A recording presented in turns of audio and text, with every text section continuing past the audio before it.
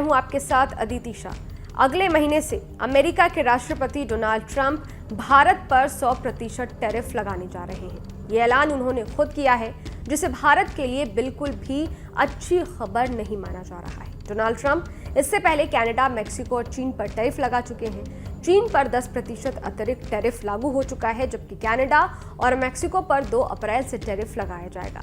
अमेरिकी राष्ट्रपति Donald Trump ने मंगलवार को कांग्रेस के ज्वाइंट सेशन को संबोधित किया। 1 घंटा 44 मिनट के अपने इस रिकॉर्ड भाषण में उन्होंने अमेरिका की वापसी, वैश्विक टैरिफ अप्रवासन नीति और रूस यूक्रेन युद्ध समेत कई अहम मुद्दों पर अपनी सरकार के रुख को साफ किया। उन्होंने कहा कि उनकी सरकार ने 43 दिनों में वो किया जो कई देश अपने पूरे कार्यकाल में नहीं कर पाते। ट्रंप ने ऐलान किया कि 2 अप्रैल से अमेरिका भी अन्य देशों की तरह टैरिफ नीति अपनाएगा। उन्होंने कहा कि भारत, चीन और ब्राजील जैसे देश अमेरिकी उत्पादों पर भारी टैरिफ लगाते हैं, इसलिए अब अमेरिका भी उन पर समान कर लगाएगा। उन्होंने कंपनियों को चेतावनी देते हुए कहा कि जो अमेरिकी जमीन पर निर्माण नहीं करेगी उसे टैरिफ देना होगा। हाल ही में प्रधानमंत्री नरेंद्र मोदी ने अमेरिका की यात्रा की, तब ट्रंप और पीएम मोदी के बीच टैरिफ को लेकर चर्चा भी हुई थी। भारत ने अमेरिका से आयात किए जाने वाले प्रोडक्ट्स जैसे अमेरिकी विस्की पर टैरिफ कम कर दिया था। सुपर अमेरिकी बाइक हार्ले डेविडसन पर भी भारत ने टैरिफ कम किया था।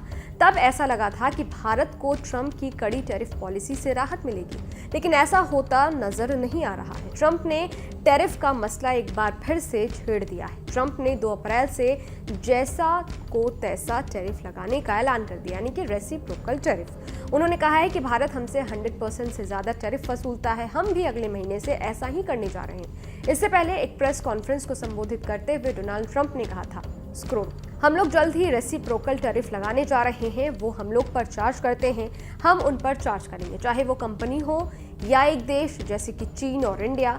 हम फेयर होना चाहते हैं, इसलिए संयुक्त राज्य अमेरिका भी वही टैरिफ लगाएगा जो भारत और चीन जैसे अन्य देश अमेरिकी वस्तुओं पर लगाते हैं। अमेरिकी राष्ट्रपति ने यह भी खुलासा किया था कि वो अपने पहले कार्यकाल के दौरान ही भारत पर रेसिप्रोकल टैरिफ लगाना चाहते थे, लेकिन तब तक कोरोना महामारी आ गई। उन्होंने कहा, हमने ऐसा कभी नहीं किया।